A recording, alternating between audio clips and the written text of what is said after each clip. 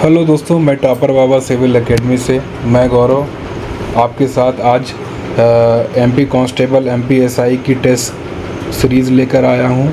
इस बार जो हमारा टॉपिक है वो वर्ल्ड जियोग्राफी है, विश्व भूगोल। चलिए इसका पहला क्वेश्चन हम देखते हैं। निम्नलिखित में से कौन सा यूरोपीय देश चारों तरफ से अन्य देशों से घिरा हुआ नहीं है? पहला ऑप्शन है हंगरी, दूसरा है कोसोवो, तीसरा है चेक गणराज्य, चौथा है स्पेन। तो दोस्तों इसका आंसर स्पेन होगा। स्पेन दक्षिण पूर्वी यूरोप में अरेबियन प्रायद्वीप में स्थित है। दक्षिण और पूर्व में स्पेन की सीमा भूमध्य सागर से लगती है। हंगरी, कोसोवो और चेक गणराज्य अन्य देशों से घिरे हुए हैं, तो इसका आंसर होगा स्पेन।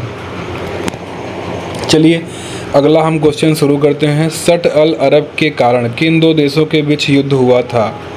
तो इसका जो आंसर है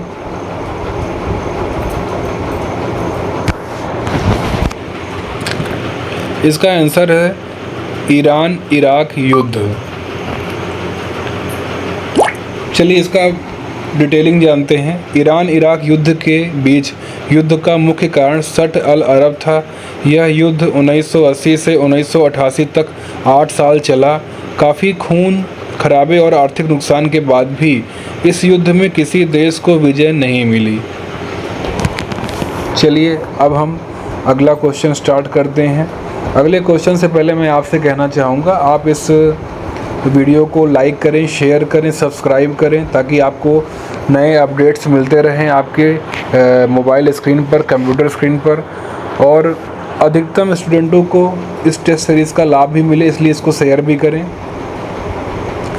चलिए हम अगले क्वेश्चन की ओर बढ़ते हैं। हमारा अगला क्वेश्चन है, जियोग्राफी शब्द सबसे पहले किसने इस्तेमाल किया था? इसका ऑप्शन है प्लेटो, अरस्तु, टॉलेमी या एराटोस्थनीज। तो मैं आपको बता दूं, एराटोस्थनीज ने जियोग्राफी शब्द का आविष्कार किया था। जियो का अर्थ पृथ्वी और ग्राफी का अर्थ वर्णन होता है। अतः पृथ्वी का वर्णन जो है करने के लिए जो है जियोग्राफी शब्द का प्रयोग किया जाता है। इसका प्रयोग एराटोस्थनीज ने किया था। चलिए अगले क्वेश्चन की ओर बढ़ते हैं। भौतिक भूगोल और मानवीय भूगोल का अध्ययन किस में किया जाता है? राजनीतिक भूगोल, भूगर्भ शास्त्र, जैव भूगोल या एंथ्रोपोलॉजी? इसका आंसर दोस्तों सी है, जैव भूगोल।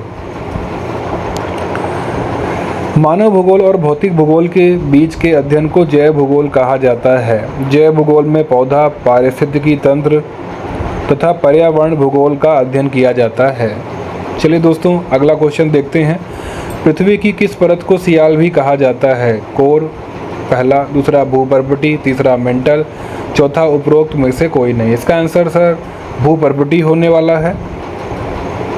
इसका आंसर दोस्तों भूपर्वती होगा। अब हम आगे बढ़ते हैं।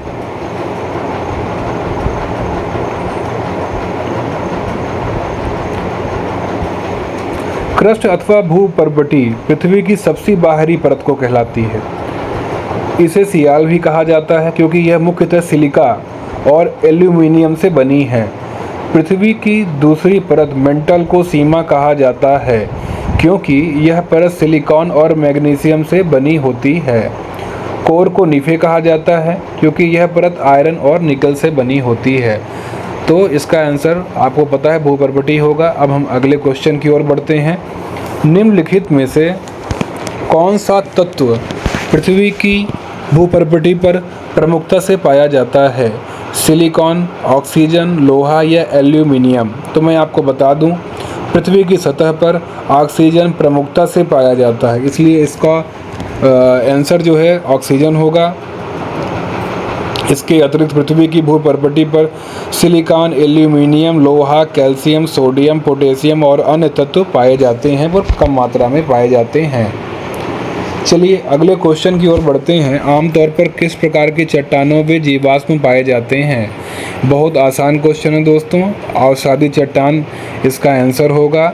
अवसादी चट्टानें परतदार चट्टानें होती हैं। वे लंबे समय अंतराल में बनती हैं, इसलिए इन चट्टानों में पौधे, जीव जंतु और अन्य सूक्ष्म जीव जंतुओं के जीवाश्म भी पाए जाते हैं। चलिए अगले क्वेश्चन की ओर बढ़ता हूँ।